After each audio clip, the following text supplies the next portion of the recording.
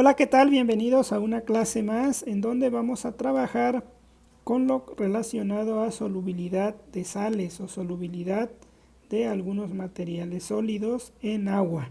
Pues bueno, lo primero que nos viene aquí es el siguiente ejercicio. Dice que la disolución del cloruro de mercurio, que como dato eh, adicional nos dicen que se llama cloruro mercurioso y que únicamente este se obtiene en condiciones ácidas, ahí como literatura adicional.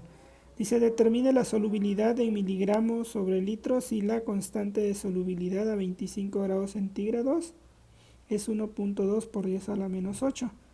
Explique físicamente el producto de solubilidad para esta sal. El producto de solubilidad, dice, será suficiente para indicar todo lo que ocurre al momento de disolver una sal. ¿Qué hay de los pares iónicos? Pues bueno, esto es algo importante para reflexionar en un ejercicio típico de solubilidad. Pues bueno, entonces tenemos aquí la reacción química que ya nos la dan. Entonces, como tú bien lo sabes, pues aquí tenemos una reacción que le vamos a llamar que se disocia S. Bueno, vamos a hacer la tablita. Al inicio, pues tengo una solución saturada, ¿sí? Al inicio aquí tengo una solución saturada o tengo sólido, abundante sólido. ¿Qué se refiere con solución saturada? Que yo tengo cristales acá o tengo sales de Hg 2Cl2 y están en equilibrio con abundante agua. Aquí hay abundante agua. Entonces, esta sal se está disolviendo de esta manera, pero se disuelve solamente lo necesario para mantener este equilibrio. ¿Qué quiere decir? Que únicamente ocurre la disolución hacia este lado, pero a una cantidad límite, que es la que vamos a calcular. Entonces aquí le vamos a poner que se disuelve o se disocia, ¿sí? Que en realidad mejor le llamamos se solubiliza. Entonces, ¿cuánto se solubiliza? Pues solamente X. No le vamos a llamar X, le vamos a llamar S y 2S. ¿Estás de acuerdo?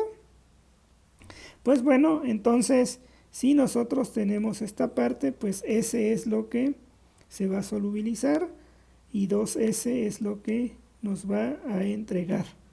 Pues bueno, entonces eso es cuando se solubiliza y entonces en el equilibrio que vamos a tener, pues únicamente S y 2S, ¿sí?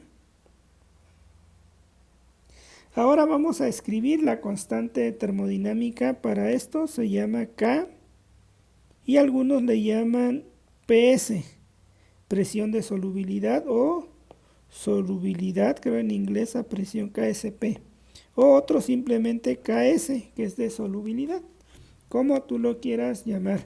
Le vamos a llamar aquí KPS, entonces sería el KPS de esta reacción de equilibrio, sería la concentración, ¿sí?, de esto por la concentración de cloruros al cuadrado, ¿sí?, entre de la concentración de Hg2Cl2 sólido.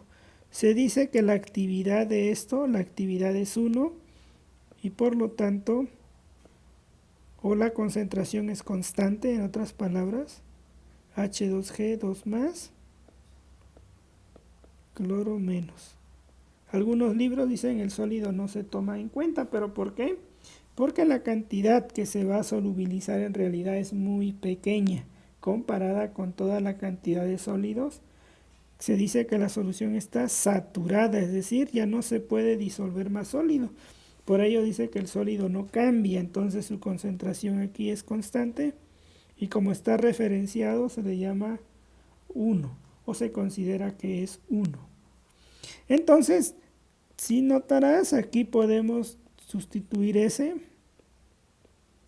y aquí va a ser 2S al cuadrado. ¿De acuerdo? Esto que nos va a quedar S por 4S cuadrada y queda 4S al cubo.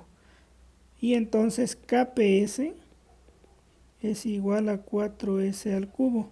De aquí tenemos que la solubilidad es el KPS entre D4 a la 1/3. Entonces esta será la solubilidad que va a tener esa sal. Y si resolvemos, pues esto nos va a quedar igual a 1.2 por 10 a la menos 18, ¿sí? Entre D4 elevado a la 1/3 o raíz cúbica. Esto nos queda 6.7 por 10 a la 7 molar, ¿sí? Entonces, si nosotros queremos conocer cuánto vale la solubilidad en otras unidades, pues lo podemos calcular, ¿verdad? Entonces vamos a buscar el peso molecular. El peso molecular es Hg2, cloro 2. Dice que el peso molecular es 472, entonces esto tenemos que es mol sobre litro y entonces una mol de este compuesto equivale a 472.09 gramos. Esto lo multiplicamos, a ver, acá 6.7 a la menos 7 por 472.09. Nos queda 3.16 por 10 a la menos 4 gramos sobre litro, o 1 gramo es 1000 miligramos. Si multiplicamos por 1000 esto, nos quedaría 0.31 miligramos, ¿sí?, de Hg2Cl2 sólidos sobre litro que se van a disolver, ¿sí? ¿Por qué sabemos? En realidad esto pues le corresponde a la solubilidad. Por cada mol de ¿cuántas moles tengo aquí? Una, ¿verdad? Por eso decimos que es lo mismo. Por cada mol de tenemos 2 mol de cloro. Entonces, esta es la molaridad de lo que se solubiliza, ¿de acuerdo? 0.31 miligramos de mercurio. Bueno, de ese compuesto se va a solubilizar, dando lugar pues a esta concentración 6.7 por 10 a la menos 7 también de mercurio en esa forma. Ahora, si queremos conocer la concentración de cloruros, pues sabemos que es 2S, sería 2 por 6.7 por 10 a la menos 7 molar. La concentración de Hg2, 2 más, dijimos que es S, y esto es 6.7 por 10 a la menos 7 molar. Y aquí es 2 veces la molaridad. Y ya tendríamos las especies, ¿sí? Sabemos que la solubilidad en términos de esa sal, esto es lo que se tendría que disolver. Y bueno, pues entonces ya conocemos esto. Ahora dice, en realidad, ¿qué es el producto de solubilidad? O sea que hay que explicar, ¿qué es el significado del producto? Pues bueno, el significado es lo siguiente. Pensemos que tenemos aquí un pequeño vaso de precipitados. Aquí voy a dibujar las esferas. Bueno, las partículas, pensemos que está saturada, es una solución saturada. Recuerda que saturada es lo máximo que puedo disolver, y pasándome ese límite de la saturación empiezan a haber pequeñas partículas, ¿sí? Cuando ya es sobresaturada hay demasiadas partículas, ¿sí? Y aquí pues tenemos el agua. Entonces, ¿qué significa en realidad la solubilidad o el KPS? Bueno, significa que si nosotros tenemos una solución saturada, vamos a mantener un equilibrio, ¿sí? O vamos a encontrar cuánto se puede solubilizar de tal manera que se cumpla lo siguiente, que la concentración 2 más con la concentración de cloro al cuadrado, se cumpla exactamente esto. O sea, eso es lo que significa la solubilidad. Cuando a este producto en algunos casos se les llama Q, un producto químico, cuando Q es mayor a KPS, ¿qué significa? Que los iones que yo tengo aquí, como mercurio 2 más, cloro menos, van a formar más sólido. Entonces, la solubilidad significa qué concentración máxima podría yo obtener de iones a partir de un sólido, de tal manera que se cumpla esta condición, que el KPS cumpla con esto, con la concentración de cloro y la concentración de mercurio. Ahora, eso es el KPS.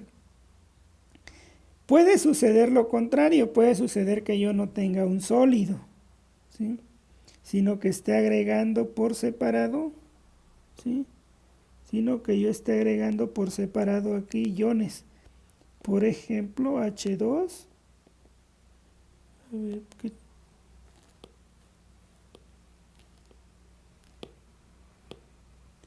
y por este lado que yo esté agregando iones, por ejemplo, de cloro. Entiendo que tiene lápiz ahora. Y aquí que esté yo agregando, por ejemplo, iones de cloruro. Creo que hace un contacto aquí. Perdón. Entonces aquí puede que tenga iones de cloruro. Y lo que voy a tener es que va a llegar el momento en que las concentraciones, mientras las concentraciones cumplan esto, pues aquí voy a tener iones disueltos. Pero en el momento que Q, o el producto de estas concentraciones que estoy agregando, en el momento que Q sea mayor que el KPS, voy a empezar a notar que se empiezan a formar partículas, o empiezan a precipitar partículas ¿de quién? Del compuesto que se llama Hg2Cl2 sólido. Entonces ese es el verdadero sentido o la explicación de la solubilidad, ¿sí? Entonces, cuando se cumple KPS, si lo veo desde esta manera, ya la concentración de sólido se mantiene constante. Ya no hay más sólido que se pueda disolver. O sea, la cantidad de sólido acá es constante, ya no va a cambiar porque no se puede solubilizar. Y cuando estoy de este lado, cuando se cumple efectivamente esta condición, pues tengo iones y no precipitan. Cuando yo aumento este producto, o cuando Q es mayor que KPS, entonces yo tengo una situación donde la concentración que estaba aquí en el líquido va a disminuir y voy a empezar a formar el sólido. Esa es la verdadera, bueno, o una interpretación, mejor dicho, de lo que significa el producto de solubilidad, o físicamente qué es la solubilidad, ¿verdad? Cuando ya se supera el KPS, te digo, si estamos hablando de dos líquidos, pues se va a formar un sólido. Y cuando yo ya pasé el valor de KPS, pues el sólido no va a cambiar. ¿Por qué? Porque, bueno, cuando tengo abundante sólido en un líquido, agua pensemos, pues va a llegar una máxima cantidad de concentraciones que puedo. Ahora, ¿esto es suficiente para los cálculos? Bueno, los cálculos que hacemos aquí son suficientes para describir la solubilidad de un sólido. La respuesta es no. No, porque hay varias cosas. Una de ellas, por ejemplo, se llaman los famosos pares iónicos, ¿sí? ¿Qué son los pares iónicos? Bueno, pensemos, ¿sí?, que van a ser iones de un metal con un catión de un metal, ¿sí?, que se van a unir fuertemente y por lo tanto, pues únicamente cuando yo tenga la solubilidad, la solubilidad que nada más me va a describir lo que acabamos de ver, ¿no? Esto. Pero puede ocurrir, por ejemplo, en otros sistemas. Vamos a pensar que en el zinc, A ver, ¿hay algo que pasa con el lápiz? Y, por ejemplo, con el sulfato, ¿sí? Bueno, vamos a ponerlo al revés. O sea, sucede que yo puedo tener sulfato de zinc en equilibrio y tengo zinc 2 más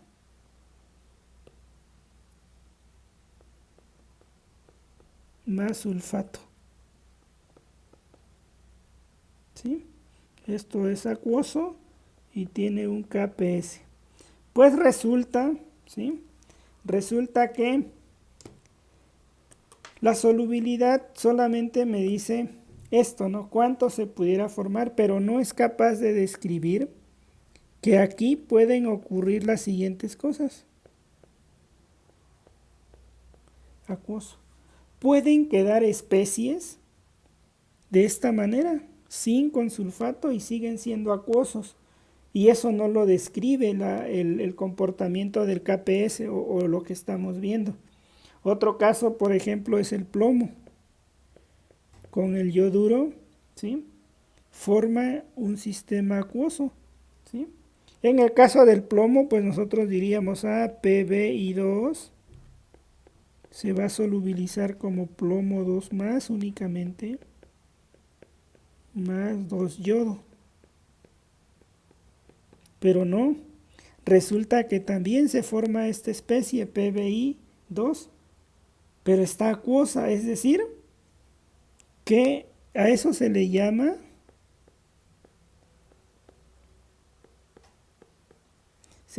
pares iónicos. ¿Sí? Estos pares iónicos en realidad se comportan como una única especie. O si fuera así, como una única especie, ¿sí? Pero lo que nos dice que ocurre aquí, algo muy importante, que son fuertemente enlazados estos. Enlazados. ¿De acuerdo? Entonces, la solubilidad está limitada. El estudio que estamos viendo aquí de solubilidad está muy limitado porque solo considera que se van a formar estas especies, o sea, como que se van a separar las especies en una forma aniónica, en una forma, bueno, en un catión y en un anión. Pero se limita a describir este comportamiento, ¿sí? Entonces, cuando estas fórmulas o estas cosas se forman, pues ya el alcance de la solubilidad o el estudio que estamos haciendo aquí se queda corto, podríamos decir. Entonces, esto no es suficiente para describir la solubilidad de una sal, ¿sí? Por los pares iónicos que pueden ocurrir. Otro par iónico que se conoce, por ejemplo, es cuando tenemos, dice el lantano, La,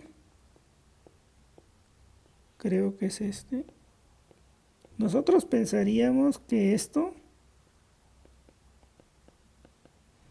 puede ocurrir, creo que es este.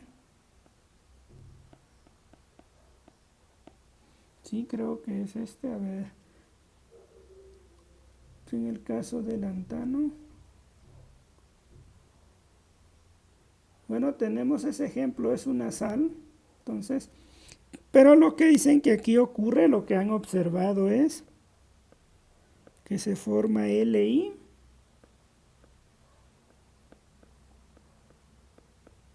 y a esto le llaman,